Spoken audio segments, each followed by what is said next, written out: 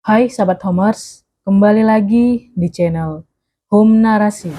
Untuk kisah kali ini, kita punya cerita berjudul Warung Pecel Lele Pak Cakra di Pedalaman, Kalimantan. Sebelum kita mulai, jangan lupa tekan tombol like dan subscribe channel ini, serta aktifkan juga lonceng notifikasinya agar tidak ketinggalan cerita-cerita lainnya. Langsung saja, kita masuk ke ceritanya. Semenjak ibunya meninggal saat berusia 23 tahun, Danang hanya hidup bersama bapaknya di rumah. Dia hidup dengan penuh keterbatasan. Bapaknya hanya bekerja sebagai buruh pabrik yang gajinya sangat minim. Danang sendiri juga bekerja sebagai kuli bangunan. Dia membantu mengaduk dan memberikan semen serta batu bata. Namun, pekerjaannya itu tidak tetap, sehingga penghasilannya juga tidak pasti. Danang seringkali mengandalkan penghasilan bapaknya untuk hidup sehari-hari. Apa kamu nggak mencoba merantau saja, Nang? Mengandalkan penghasilan orang tua saja, aku rasa tidak cukup. Tanya Hadi pada Danang saat mereka mengopi di warung Bu Ijah. Aku belum berani, Di. Apalagi harus meninggalkan bapak sendirian di rumah. Jawab Danang yang sebenarnya menyimpan rasa dongkol pada temannya. Terus, kamu bakalan mengandalkan gaji bapakmu saja. Bagaimana kalau dia nantinya sakit? Mendengar itu, amarah di dada Danang meluap-luap. Rasanya dia ingin memukul temannya itu. Namun, bagaimanapun juga, dia harus tetap bisa menahannya. Dia tidak ingin bertengkar dengan temannya yang sudah dia anggap sebagai saudara sendiri. 3 hari setelah bertemu dengan Hadi, bapaknya mengeluh dadanya terasa sakit. Dia meminta Danang untuk mengantar ke rumah sakit. Sebelum ke rumah sakit, Danang menganjurkan agar berobat ke puskesmas dulu.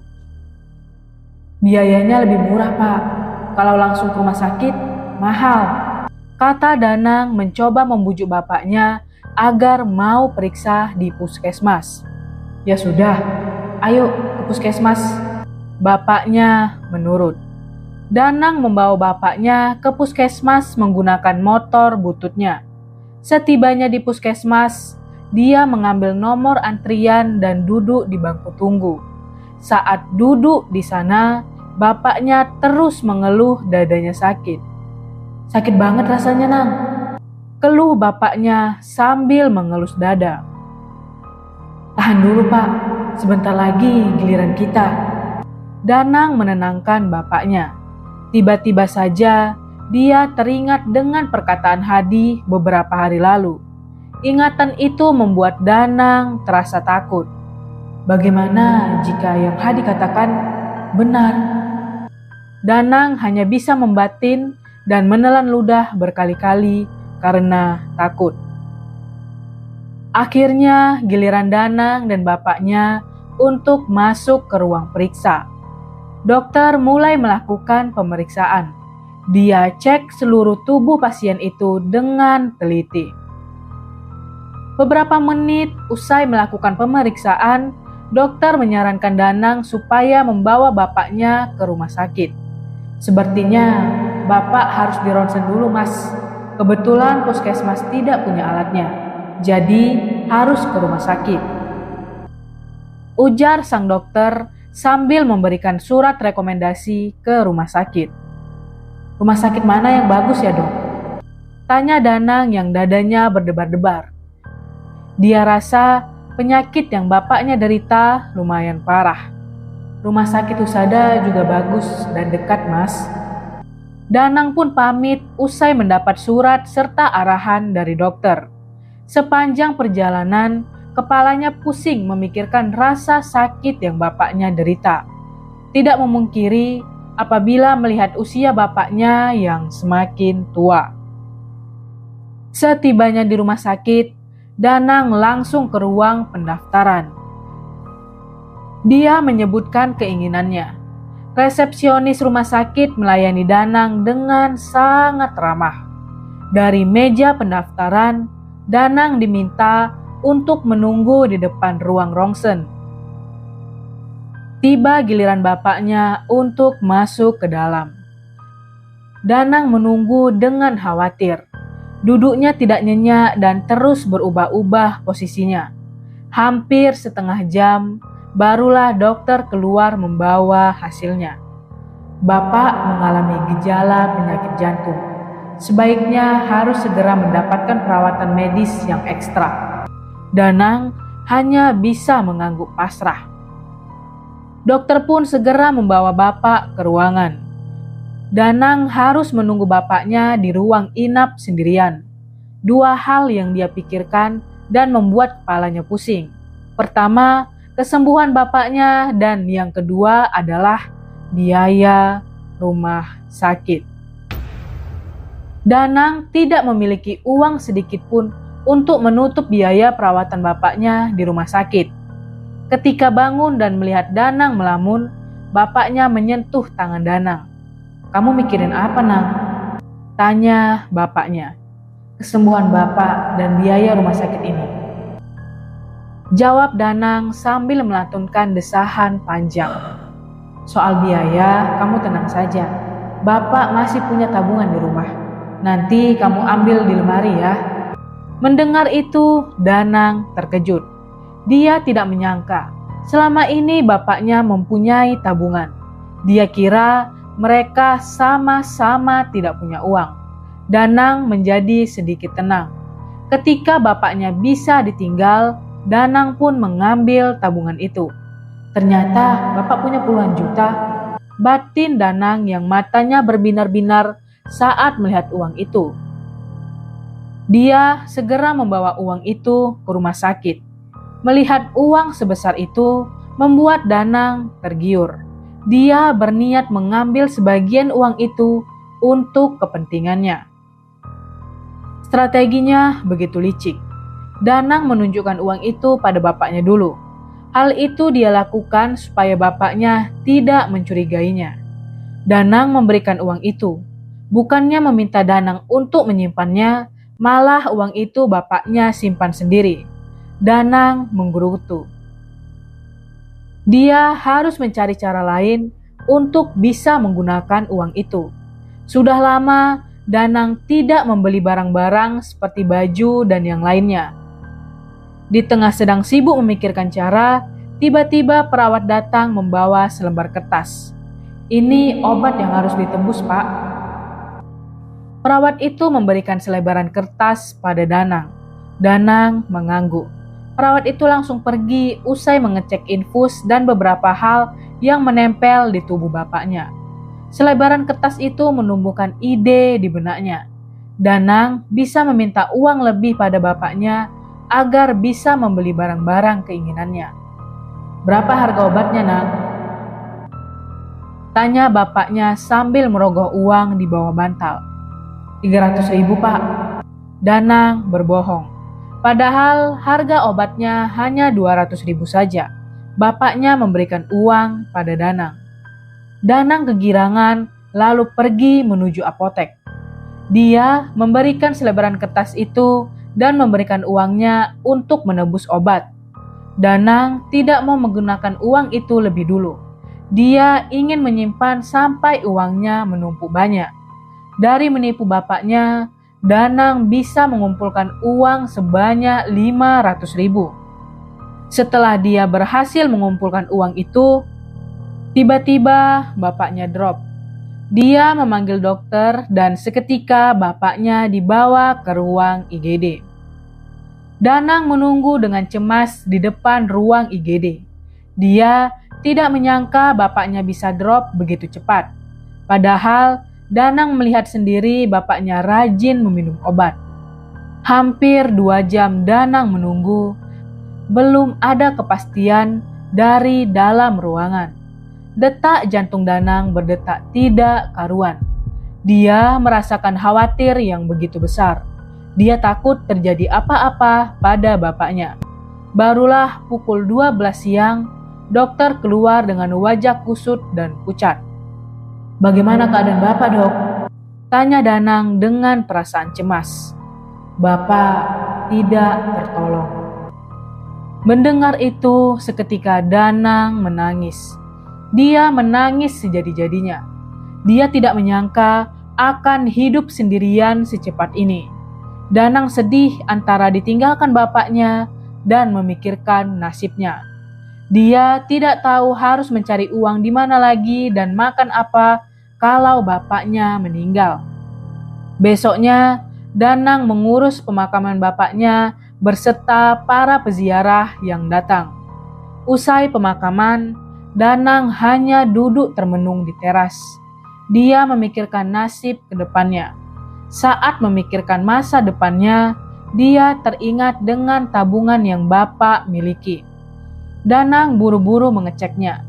Ternyata masih ada 10 juta. Danang tampak tenang. Mungkin untuk beberapa hari ke depan, hidupnya masih terjamin. Danang menggunakan uang itu untuk membeli baju dan berbagai peralatan yang belum pernah dia beli akhir-akhir ini. Beberapa hari setelah bapaknya meninggal, Danang bertemu Hadi lagi di warung kopi. Hadi mulanya turut berduka cita. Namun setelah itu, dia menanyakan nasib Danang. Kamu harus memikirkan nasibmu, Nak. Bapakmu sudah tidak ada dan kamu harus bekerja untuk menghidupi dirimu sendiri. Kata Danang yang membuat Danang mulai merasa tidak senang. Iya, Di, aku juga sudah memikirkannya. Ujar Danang sambil menatap langit-langit. Hadi pun menanyakan kapan Danang mulai bekerja. Danang bukannya memberi jawaban pasti, dia hanya menggelengkan kepala saja. Hadi terkejut. Kalau Danang tidak bekerja, bagaimana caranya dia bisa makan dan membeli barang-barang baru itu? Tabungan bapakku masih ada, Di. Jadi, kamu tidak perlu khawatir. Danang tampak mengumbar senyumannya. Hadi hanya bisa mengangguk. Danang sampai melupakan uangnya. Dia terus membeli barang-barang dan makanan sedikit mewah. Hingga tanpa terasa uangnya hanya tersisa 2 juta saja. Danang mulai mengkhawatirkan masa depannya. Danang pun menelpon Hadi untuk meminta pekerjaan. Walaupun Hadi sedikit mengejek, namun dia tetap memberikannya pekerjaan. Kamu mau gak menjaga rumah kosong? Tanya Hadi yang membuat Danang berpikir keras. Sebenarnya dia takut kalau harus menjaga rumah kosong. Tetapi mau bagaimana lagi? Dia harus mendapat pekerjaan saat ini untuk menyambung hidupnya. Usai menimbang-nimbang, Danang menyetujuinya. Besoknya mereka mendatangi rumah kosong itu. Danang mulai banyak bertanya. Berarti rumah ini sudah lama kosong. Danang menggaruk kepalanya. Iya, tenang saja. Aku sudah terbiasa tidur di rumah ini. Anggap saja seperti rumah sendiri. Kamu bisa masak dan melihat TV jika mau. Hadi tersenyum. Danang mengangguk. Dia sempat merinding karena mendengar kalau rumah ini sudah lama kosong. Hadi pun mengajak Danang ke dapur untuk membuat minum. Lalu mereka kembali mengobrol di sofa besar depan TV. Kamu suka nonton film apa? Ini ada banyak film. Hadi mengambil remote dan menyalakan TV. Apa saja? Danang masih tampak canggung. Dia tidak terbiasa tinggal di rumah sebesar ini. Apalagi di dalamnya dipenuhi barang-barang mahal dan mewah. Danang takut kalau sampai menghilangkan barang itu. Tidak terasa malam pun tiba. Danang mengantuk lantaran seharian dia kelelahan karena menyapu sebagian rumah itu. Dia pun tertidur di sofa. Ketika jam 11 malam, dia terbangun karena mendengar ada anak kecil tertawa dan berlarian di lantai atas. Dengan panik, dan langsung mengecek lantai atas. Ketika sampai di sana, ternyata kosong. Tidak ada siapa-siapa. Tubuhnya pun seketika merinding. Danang langsung turun dengan rasa takut yang membumbung tinggi. Dia mencari di mana Hadi berada. Pertama, dia cari di dapur, tetapi tidak ada. Danang pun berjalan ke setiap kamar tidur, juga tidak ada. Di mana dia? Kenapa nggak pamit? Gerutu Danang sambil terus mencarinya. Ketika sampai di ambang pintu dekat kolam berenang, mata Danang membelalak dan tubuhnya seketika mendegang. Dia melihat ada seorang perempuan sedang menyisir rambut panjangnya yang berwarna putih tersebut. Danang tidak bisa berkata apa-apa lagi. Dia ingin lari, tapi tubuhnya terasa tidak bisa digerakkan. Karena takut semakin datang menghantam dirinya, Danang berusaha sekuat tenaga untuk pergi dari sana. Dia takut kalau tiba-tiba perempuan itu menengok ke arahnya. Bisa-bisa dia pingsan. Danang pun lari ke depan pintu. Ternyata pintunya terkunci. Sial, pasti Hadi yang mengunci pintunya. Mana lagi tidak diberi kunci lain. Danang terus mengumpat. Tidak ada pilihan lain selain bersembunyi di kamar yang tadi Hadi katakan untuk ia tiduri. Tidak hanya itu, Hadi juga berpesan jangan pernah masuk ke pintu yang selalu tertutup. Danang sekilas melihat kamar yang pintunya tertutup. Kamar itu berada persis di seberang kamarnya. Danang menelan ludah. Hadi ini sengaja atau tidak?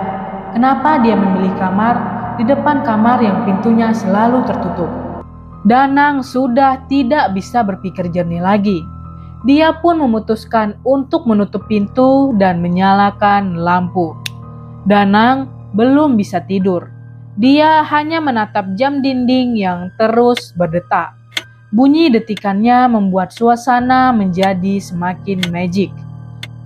Baru saja akan hanyut dalam setiap bunyinya, Danang mendengar perempuan menangis dari kamar yang tertutup. Tubuhnya pun seketika menjadi lemas.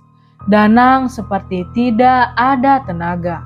Semakin suaranya melengking, semakin tidak sadarkan diri.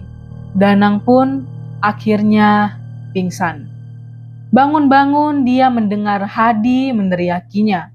Danang bangun dan hendak melabrak Hadi. Semalam aku kamu tinggal sendirian. Semua pintu kamu tutup. Sialan sekali kamu. Danang sudah tidak bisa menahan emosinya lagi. Tenang, tenang. Tidak perlu emosi. Sebenarnya semalam aku mau pamit. Tapi kamu tidur sangat pulas. Tidak enak jadinya. Emosi Danang pun sedikit mereda mendengar alasan dari Hadi. Hadi pun mengajak Danang sarapan. Selama sarapan, dia menceritakan semua yang dia alami pada Hadi. Hah? Kamu merasakan hal semacam itu? Hadi kaget. Iya, apa kamu tidak pernah mendengar gangguan di rumah ini? Danang mengernyitkan dahi. Tidak pernah sama sekali. Hadi menjawab sambil meminum segelas air putih. Danang diam. Dia sibuk menghabiskan nasi gudeg yang dibawa oleh temannya itu. Kalau Hadi tidak, kenapa aku diganggu seperti semalam? Batin Danang yang terus-menerus bertanya. Malamnya, Danang tidak mau ketiduran lagi. Cukup hanya semalam saja, dia ditinggal sendirian di rumah itu. Jam 9 sudah terlewat. Hadi sejak tadi hanya main game saja di depan TV. Aku pergi cari makan dulu. Lapar nih. Kamu mau nasi goreng? Tanya Hadi tiba-tiba meletakkan stiknya. Aku ikut. Cuman sebentar, gak usah ikut. Siapa yang menunggu rumah ini? Hadi menggeleng. Kalau begitu, aku saja yang beli. Kalau kamu yang mau beli, memangnya kamu tahu di mana tempatnya nasi goreng yang enak? Hadi menggeleng keheranan. Tidak. Danang hanya menyengir. Danang pun akhirnya luluh. Hadi berangkat dengan meninggalkan Danang sendirian di rumah. Dia juga mengunci pintu dari luar. Danang yang sempat penasaran mengecek pintunya. Ternyata dikunci. "Kenapa harus dikunci?" gerutu Danang. Danang yang takut memilih masuk ke kamar. Saat tengah sibuk memandangi jam dinding lagi, Danang mendengar ada yang memanggil namanya. Danang yang berpikir kalau itu Hadi langsung keluar tanpa pikir panjang. Ketika dia keluar, tidak ada siapa-siapa. Danang menutup pintu dengan agak keras dan memilih tidur. Baru 1 bulan dia bekerja di sana, Danang sudah tidak sanggup. Dia memilih keluar dan mencari pekerjaan lain. Danang melamar pekerjaan kemana-mana. Mulai dari pabrik sampai proyek pembangunan dia datangi. Pabrik-pabrik yang sedang membuka lowongan tidak mau menerimanya.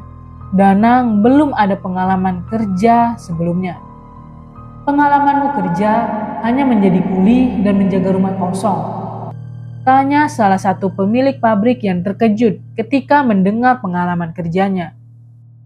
"Iya Pak," jawab Danang sambil meringis dan menggaruk kepalanya. "Wah, kalau begitu maaf ya Mas, kamu belum bisa bekerja di sini. Karena pabrik ini belum membutuhkan petugas keamanan. Aku kira Mas bisa menjahit atau memotong kain menjadi beberapa bagian," ujar sang pemilik sambil menyerahkan berkas yang Danang bawa. Danang mengangguk kecewa. Sebenarnya dia menginginkan posisi pekerjaan tersebut karena menurut orang-orang gajinya lumayan besar. Akan tetapi lagi-lagi dia terkendala pengalaman pekerjaan. Danang melanjutkan pencarian pekerjaannya. Dia mendatangi pembangunan jembatan. Ketika melihat atasannya, Danang segera menemuinya. "Kamu yakin mau bekerja di sini? Di sini pekerjaannya berat loh. Kamu harus memecah batu lalu membawanya ke para pekerja. Bagaimana? Apa kamu mau?" tanya atasan itu sambil menunjuk para karyawan yang sedang memecah batu menjadi beberapa bagian. Danang sempat menelan ludah. Namun karena dia butuh pekerjaan itu, dia akhirnya menyetujuinya. Danang pun sudah diperbolehkan bekerja saat itu juga. Dia bergabung dengan pekerja lainnya. Di bawah terik panas, Danang memecah batu. Hal yang belum pernah dia lakukan sebelumnya. Dia bekerja sampai jam 5 sore. Saat hendak pulang, atasannya malah meminta Danang untuk tetap tinggal di sana. "Pekerjaanmu belum selesai. Kamu harus mengawasi teman-temanmu bekerja sambil beristirahat di sini," perintah atasannya yang juga menunjukkan tempat di mana Danang harus mengawasi teman-temannya bekerja. Danang terkejut, namun dia hanya bisa mengangguk pasrah. Ketika melihat ke sebagian jembatan yang sudah jadi, Danang melihat ada perempuan duduk di sana. Perempuan itu rambutnya hitam panjang hingga wajahnya tidak terlihat. Perempuan itu memakai jubah merah polosan. Danang buru-buru mendekati temannya dan meminta berhati-hati. Ketika Danang menunjuk jembatan di mana perempuan itu berada, teman-temannya hanya mengernyitkan dahi. "Dari tadi, aku tidak melihat ada perempuan. Siapa yang kamu maksud ada di sana?" gerutu teman-temannya. Danang menatap jembatan tadi untuk yang ketiga kalinya. Namun, perempuan tadi tiba-tiba menghilang. "Kemana perginya perempuan itu?" gumam Danang. Dia yang penasaran menelusuri seluruh bagian jembatan. Ternyata perempuan itu benar-benar menghilang. Saat hendak kembali, Danang merasa seperti ada yang menarik kakinya. Dia sampai terperosot dan nyaris saja jatuh ke sungai. Untungnya, satu tangannya masih bisa berpegangan pada ranting yang ada di dekatnya. Danang berusaha bangun dan menarik ranting itu sekuat-kuatnya. Namun, semakin kuat dia menarik ranting itu, semakin kuat pula tarikan di kakinya. "Tolong! Tolong! Tolong!" Danang berteriak meminta tolong. Akan tetapi, karena mesin alat berat yang digunakan teman-temannya sangat keras, sehingga tidak ada yang mendengar teriakannya. Danang kembali berteriak lagi. Dia benar-benar ketakutan. Suaranya yang melengking keras tidak bisa didengar oleh siapapun. Danang mencoba meraih akar pohon lainnya dengan satu tangannya. Namun tarikannya semakin kuat. Danang tetap mencoba meneriaki teman-temannya. Barulah satu temannya sadar dan mencoba membantunya. Dia menarik tangan Danang sekuat mungkin, hingga akhirnya dia bisa diangkat dan mereka malah terjatuh bersama. "Kok bisa sampai terperosok begitu?" tanya temannya keheranan. "Aku tidak tahu. Waktu aku jalan-jalan ke sini, tiba-tiba aku merasa ada yang menarik kakiku. Makanya aku sampai jatuh terperosok." Danang menggeleng sambil melihat tempat di mana dia nyaris terjatuh. Ternyata dia berada di pinggiran yang bawahnya langsung sungai. Air di sungai itu sangat deras. Mungkin apabila dia jatuh tadi, nyawanya tidak akan tertolong. Danang pulang larut malam. Karena belum mengantuk, dia memutuskan untuk pergi ke warung kopi. Ternyata di warung kopi itu ada Hadi. Danang pun menceritakan kejadian tadi pada Hadi. Hadi awalnya hanya menyimak. Namun ketika Danang menyebut proyek pembangunan jembatan, Hadi langsung bereaksi. "Sebaiknya kamu jangan kerja kembali di sana. Bahaya." Hadi langsung memasang wajah serius. "Memangnya kenapa, Di?" Danang seketika dipenuhi rasa penasaran. "Proyek itu meminta tumbal, Nang. Aku kenal sekali dengan pemilik proyek jembatan itu." Hadi menepuk pundak Danang. Danang menelan ludah. Dia mulai memikirkan apa yang terjadi padanya. "Apa jangan-jangan aku tadi hendak dijadikan tumbal ya?" Batinnya saat di pikirannya mengembara kemana-mana. Gara-gara perkataan Hadi tadi. Malam semakin larut dan dingin semakin menggigit tulang. Angin mulai berhembus kencang seiring kopi Danang yang tandas habis dia sesap. Dia pun membayar kopinya dan pamit pulang. Sepanjang sisa malam, Danang terus memikirkan apa yang Hadi katakan tadi. Hingga tanpa sadar, rasa kantuk menimang-nimangnya. Lalu dia pun tertidur sampai pagi. Paginya, saat hendak bekerja, kabar angin berhembus melalui ponselnya. Dia melihat berita tentang temannya yang meninggal saat bekerja di jembatan kemarin. Berita itu membuat Danang berkali-kali menelan ludah. Sepertinya Hadi benar. Danang seketika mengurungkan niatnya. Dia lepas kaos kaki dan baju kemejanya, lalu membuat kopi. Danang mencoba menenangkan dirinya sambil menyeruput kopi di teras. Pagi itu tampak sibuk.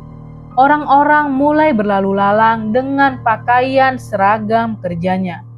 Ada juga ibu-ibu tetangga yang mulai berbelanja sayur di tukang sayur keliling. Di tengah riuhnya pagi itu, Danang mencoba menenangkan dirinya sambil memandangi semua kesibukan tersebut. Beberapa ibu menyapanya. Danang hanya membalas sapaan itu dengan anggukan. "Lagi libur, Nang?" tanya Bu Halimah yang membangunkannya dari lamunan. "Iya nih, Bu." Danang terpaksa berbohong. Dia tahu Bu Halimah kerap kali merendahkan orang lain dan membanggakan anaknya yang bekerja di luar kota. Konon katanya, anaknya itu menjadi direktur salah satu perusahaan ternama di kota.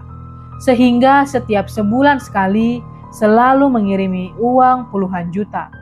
Waktu bapaknya masih ada, Bu Halimah sering membandingkan dirinya dengan anaknya itu. Danang tentu tidak senang. Rasanya dia ingin menipu kepala Bu Halimah dengan batu besar. Namun hal itu tentu tidak dia lakukan. Dia tidak mau masuk penjara di usianya yang masih muda.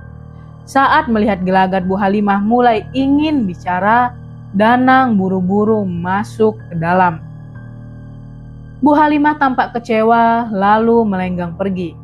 Sorenya, Danang menelpon Hadi dan mengajaknya minum kopi. Mungkin Hadi bisa memberi pekerjaan lagi yang lebih menjanjikan. Hadi yang merasa kasihan langsung menyetujui ajakan temannya itu. Warung kopi itu tampak ramai. Beberapa orang membahas soal kematian temannya.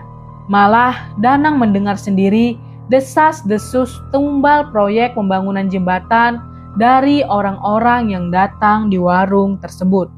Sepertinya proyek itu bukan proyek biasa, kata salah satu dari gerombolan orang yang sedang mengopi di meja dekat meja Danang. Maksudmu bagaimana? Tanya temannya dengan wajah penuh penasaran. Proyek itu seperti meminta tumbal, karena sudah ada 3 pekerja yang meninggal tidak wajar. Orang yang pertama tadi mengungkap alasannya. Aku rasa begitu, dan katanya setiap malam para warga sekitar melihat ada perempuan penunggu jembatan itu.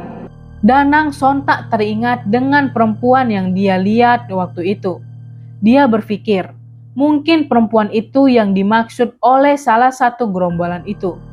Tak berselang lama, Hadi datang. Hadi menggunakan kemeja hitam dengan celana jeans dan sepatu hitam. Dia duduk setelah memesan kopi. Apa yang aku katakan ada benarnya kan? Proyek jembatan itu memang tidak beres. Hadi mengatakan hal itu dengan suara agak lantang, sehingga membuat beberapa orang sempat melihatnya sebentar. Jangan keras-keras, nanti orang-orang mendengarmu. Danang menjadi kikuk setelah mendapat tatapan dari orang-orang sekitar. Hadi hanya tersenyum. Danang menceritakan kematian temannya semalam. Kematian itu semakin menguatkan beberapa asumsi tentang jembatan tersebut.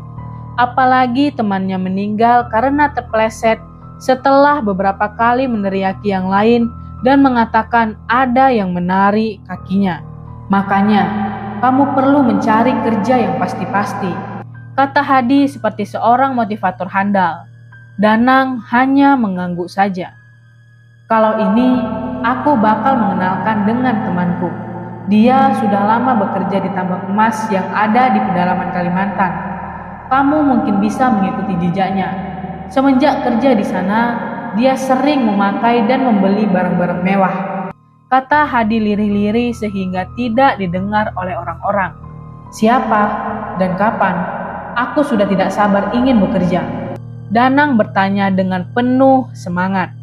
Hadi melirik jam tangan dan membuka ponselnya. Danang menunggu sambil menyesap kopi dan mengamati sekitar. Warung kopi langganannya itu mulai lenggang. Beberapa gerombolan orang tadi sudah pergi berganti dengan segelintir orang yang datang hanya untuk melepas penat. Mungkin setengah jam lagi dia akan datang. Hadi berkata setelah beberapa menit sibuk menatap ponselnya. Sebelum temannya itu datang, Hadi menanyakan keseriusan Danang. Danang yang sudah tidak ada pilihan lain memantapkan diri untuk merantau. Dia ingin hidup dengan layak karena sudah tidak ada yang bisa diandalkan lagi. Tak berselang lama, mobil mewah berwarna hitam muncul. Mobil itu muncul dengan perlahan dan parkir persis di seberang warung kopi. Danang mengangkat kepalanya, melihat siapa yang datang membawa mobil itu. Dia Arman, temanku yang tadi aku maksud. Hadi memperkenalkan orang yang keluar dari mobil itu pada Danang dengan penuh kebanggaan. Arman keluar mobil menggunakan jas hitam dengan dalaman putih. Tidak lupa, dasi hitam yang bergelantung di lehernya. Arman berjalan sambil memakai jam emas di tangan. Mata Danang seketika berbinar-binar menatap jam itu. Saat berada di depan meja mereka, Hadi seketika berdiri dan memeluk Arman. Mereka saling berbasa-basi menanyakan kabar, lalu sama-sama duduk. Danang menyalami Arman dengan sungkan. Hal itu karena Danang jarang sekali berteman dengan orang kaya. Hadi pun menjelaskan tentang Danang yang ingin bekerja di pedalaman Kalimantan. Arman mengangguk lalu menjelaskan terlebih dulu tentang keadaan pedalaman Kalimantan. Arman mengungkap hutan yang dipenuhi pohon kelapa sawit dan pohon besar lainnya. Tak hanya itu saja, Arman juga menjelaskan tentang nyamuk dan hewan-hewan buas penghuni hutan itu. Hewan-hewan itu tentu berbeda dengan hewan yang ada di desanya. Danang menelan ludah berkali-kali saat membayangkan semua itu. Bagaimana? Apa kamu masih mau bekerja di pedalaman Kalimantan setelah aku ceritakan barusan? Tanya Arman dengan sedikit meremehkan Danang. Tentu saja aku masih mau. Danang tentu saja menjawab dengan penuh percaya diri. Meskipun ada sedikit kebohongan yang coba dia sembunyikan. Kalau kamu mau, besok Sunan utusanku akan menjemputmu. Biar cepat dan tidak makan biaya banyak, kalian berangkat naik bus saja. Arman tersenyum memberi arahan. Danang tampak senang sekali. Dia sudah tidak sabar ingin bekerja di tambang emas. Mereka sudah berencana berangkat menggunakan bus karena lebih cepat dan murah. Mereka tiba di terminal 15 menit sebelum keberangkatan. Sunan dan Danang langsung mengecek karcis pada petugas. Buruan, busnya mau berangkat. Suruh petugas pada mereka. Sunan dan Danang bergegas-gegas masuk ke kereta yang terlihat seperti hendak melaju. Mereka duduk sesuai dengan kursi yang ada di karcis. Sunan memilih duduk di dekat jendela karena ingin melihat pemandangan luar. Danang tidak mempermasalahkannya. Sepanjang perjalanan, mereka tidak terlalu banyak mengobrol. Hanya saja, Sunan memberitahu tentang apa saja yang menjadi pantangan orang di daerah sana. Danang mendengarkannya dengan khidmat. Nasihat itu menjadi bekal penting untuknya. Setelah berada di perjalanan selama 1 jam, akhirnya mereka sampai ke terminal yang dituju. Mereka turun dan langsung mencari taksi yang berada di depan terminal. Saat melihat taksi berhenti, Sunan mengajak Danang mendatangi salah satu taksi. Perjalanan mereka ternyata masih lama. Mereka harus melewati beberapa kota hingga sampai di pedalaman yang Arman maksud. Setibanya di warung makan tempat Sunan bekerja, Danang diajak menemui Pak Tangguh. Pak Tangguh sendiri adalah pemilik dari warung tersebut. Dia sudah membuka warung makan di 3 daerah yang berbeda-beda. Siang Pak, ini teman saya yang saya ceritakan waktu itu. Namanya Danang. Usai memperkenalkan, Sunan mengode Danang supaya minta bersalaman. Pak Tangguh yang sedang sibuk menghitung uang langsung menoleh. Dia sedikit mengangkat kacamatanya lalu menyambut uluran tangan Danang.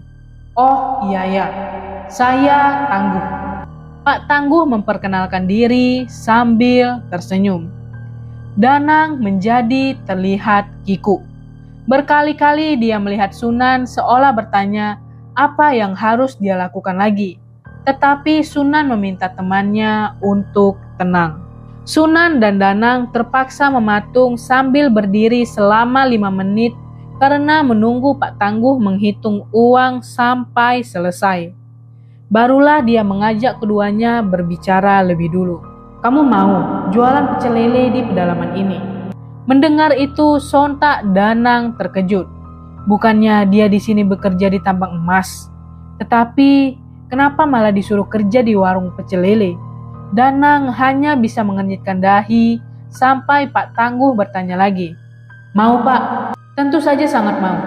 Danang seketika menyahut tanpa diberi kode oleh Sunan. Bagus kalau begitu. Sebentar, aku telepon dulu Pak Cakra. Pak Tangguh langsung membuka teleponnya. Danang dan Sunan menunggu lagi.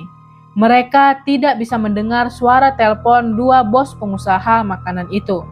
Sambil menunggu, Danang mengedarkan pandangan ke seluruh ruangan. Dia melihat-lihat ruangan milik juragan warung makan tersebut.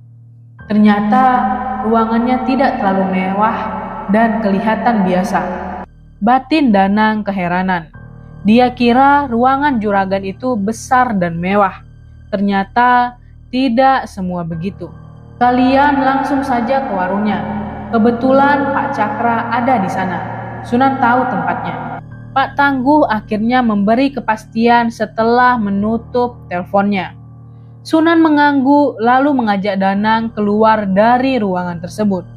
Danang lagi-lagi menatap setiap jengkal ruangan warung itu ketika berjalan ke pintu depan. Di sini, setiap karyawan perantau mendapat motor, tentu dengan syarat sudah dipercaya. Kalau karyawan baru tidak akan mungkin. Sunan tertawa dengan lagak sedikit mengejek Danang. Iya, ayo buruan nanti kesiangan. Danang langsung mengajak Sunan pergi ke warung pecel lele milik Pak Cakra. Sunan menyalakan motornya dan berjalan di jalan yang sudah padat merayap. Jarak antara warung makan Pak Tangguh dengan warung pecel lele milik Pak Cakra sangat dekat. Mereka hanya butuh waktu 15 menit untuk bisa sampai. Warungnya belum buka, Nang. Ayo buruan, biar ngobrolnya enak. Sunan tampak buru-buru mengajak Danang masuk ke dalam. Ketika masuk ke warung, Sunan melihat ada Pak Cakra dan beberapa karyawan yang sedang sibuk mempersiapkan dagangannya. Saking sibuknya, sampai-sampai mereka tidak tahu ada yang datang. Siang Pak, saya Sunan, karyawan Pak Tangguh. Sunan lebih dulu menyapa Pak Cakra yang tengah merapikan beberapa botol saus. Oh iya, barusan Pak Tangguh telepon. Ayo masuk, tidak enak mengobrol di sini. Pak Cakra terlihat sangat ramah. Apalagi saat dia mengajak Sunan dan Danang masuk ke ruangan yang mirip dengan teras rumah. Sunan memperkenalkan Danang yang sejak tadi tampak bingung. Apalagi setelah melihat warung pecel lele itu sangat besar dan luas. Siang Pak, saya Danang, temannya Sunan. Danang memperkenalkan diri sambil mengulurkan tangannya. Pak Cakra langsung menyambut uluran tangan tersebut sambil tersenyum. Dia menanyakan beberapa hal tentang Danang. Ketika Danang bercerita soal pengalaman berjualan pecel lele ikut ibunya dulu, calon juragannya itu tampak senang. Kalau sudah tahu dasarnya, aku tidak perlu lagi repot-repot memandu atau mengarahkan. Tinggal terus diasah aja pengalamanmu itu, Mas. Pak Cakra memuji Danang. Baik, Pak. Danang menjawab dengan perasaan senang. Pujian itu membuatnya sedikit menghilangkan kegugupan yang sejak tadi hingga pada dirinya. Pak Cakra meminta Sunan untuk kembali.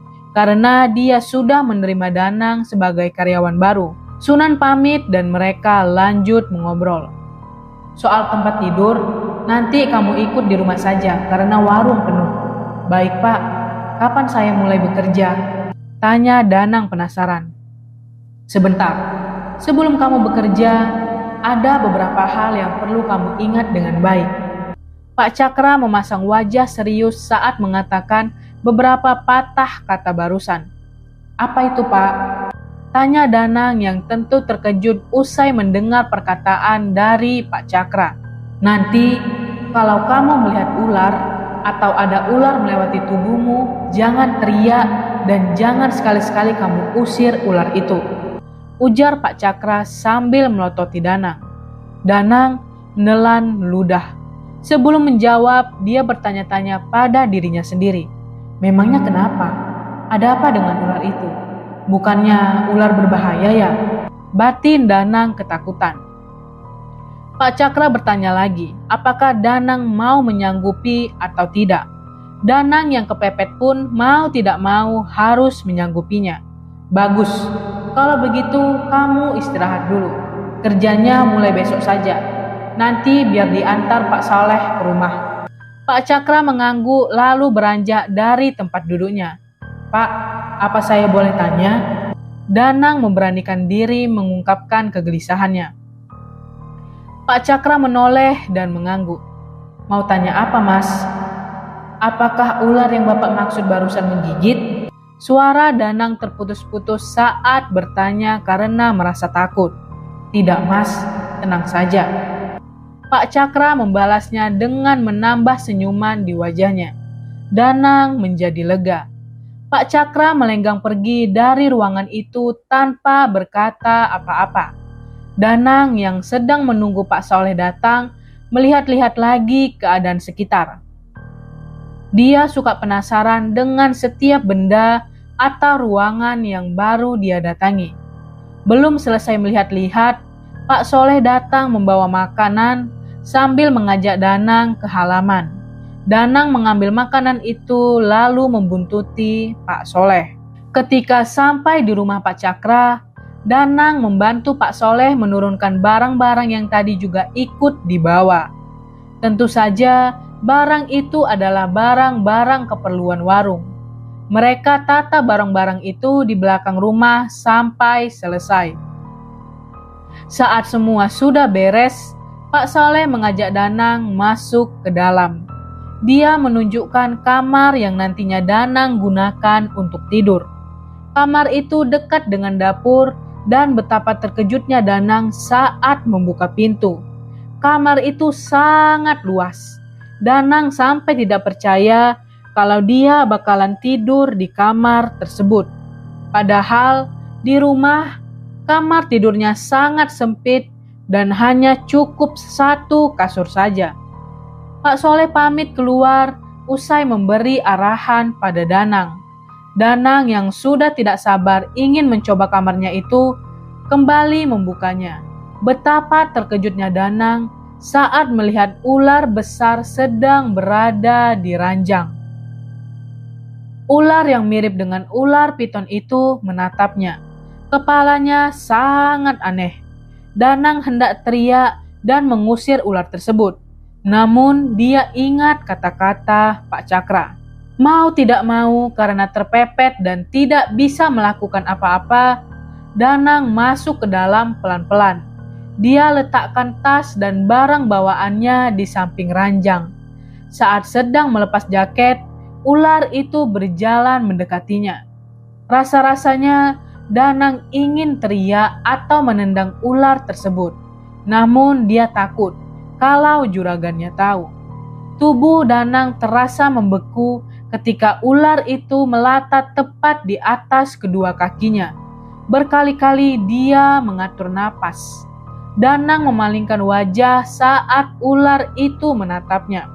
Ular itu terus berjalan hingga keluar dari kamarnya.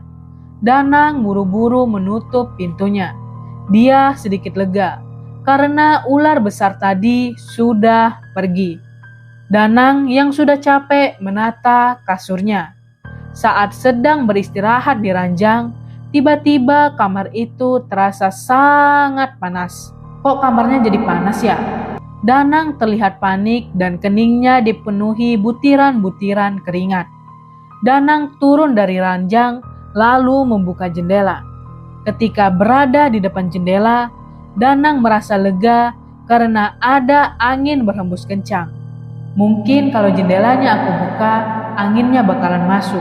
Batin Danang sambil berjalan ke ranjang. Ternyata Danang masih merasakan panas. Padahal jendela kamarnya yang besar itu sudah dia buka. Dan Danang mendengar suara angin berhembus kencang. Namun anehnya angin itu tidak bisa masuk ke kamar. Kok bisa jadi begini? Aneh sekali. Gumam Danang sambil celingak-celinguk di jendela mencari tahu penyebabnya. Karena capek sendiri, Danang memilih tiduran lagi.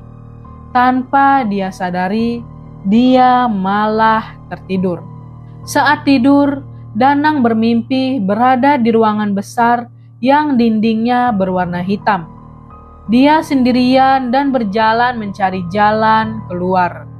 Ketika dia berjalan ke depan, dia melihat ular yang sangat besar. Danang langsung panik. Apalagi ular itu menatapnya dengan tatapan tidak suka. Dia pun berbalik badan lalu lari. Ular itu terus mengejarnya.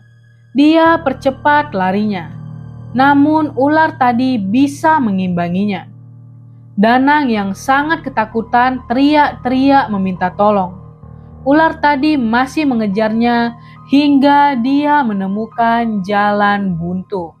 Tidak ada lagi jalan untuknya berlari. Danang menangis dan memohon agar dilepaskan. Ular itu tidak mengubris dan malah mulai melilitnya. Dia teriak-teriak. Dadanya mulai terasa sesak. Saat ular tersebut memperkuat lilitannya, Danang terbangun. Dadanya masih terasa sesak. Dia amati sekitar dan ternyata tidak ada apa-apa. Untungnya dia hanya bermimpi. Karena mimpi itu, Danang tidak bisa tidur dan memilih berjalan ke jendela. Tanpa terasa, ternyata sudah malam. Berarti dia tidur sangat lama dan tidak ada yang membangunkannya sama sekali. Ketika tengah asyik memandangi halaman dari jendela, tiba-tiba saja ia mendengar ada suara perempuan cikikikan. Awalnya ia mengira kalau dia salah dengar. Namun saat Danang menyimaknya baik-baik, suara cikikikan itu semakin keras dan jelas terdengar. Suara siapa itu? Sepertinya bukan manusia. Batin Danang sambil buru-buru menutup jendelanya. Namun tetap saja suara itu masih terdengar. Danang ketakutan lalu lari keluar. Dapur yang ada di depan kamarnya sangat sepi. Danang lari ke ruang tengah. Tidak ada siapa-siapa juga di sana. Kemana orang-orang? Apa jangan-jangan aku tinggal sendirian di sini? Batin Danang sambil menelan ludah berkali-kali. Danang mencari pintu supaya bisa keluar. Ketika keluar dan memutari sekitar, dia belum melihat siapa-siapa sejak tadi. Aku yakin, di sini aku tinggal sendirian. Danang panik dan mencoba menelpon Sunan. Dia bilang kalau sering mengalami kejadian aneh saat bekerja di warung Pak Cakra. Sunan meminta Danang untuk bertahan terlebih dahulu. 3 minggu berselang. Sunan mendapat kabar kalau Danang meninggal. Dia yang sudah tahu nasib Danang masih tetap menangis. Dia kira nasib Danang akan bagus bekerja di sana. Ternyata Danang malah dijadikan tumbal. Oke teman-teman, sekian untuk kisah kali ini. Bagaimana menurut kalian tentang kisah ini? Tulis komentar kalian di kolom komentar. Dan buat teman-teman yang baru bergabung, jangan lupa untuk like, komentar, share, serta subscribe channel ini. Dan nantikan kisah-kisah horor berikutnya. Tetap di channel Home Narasi.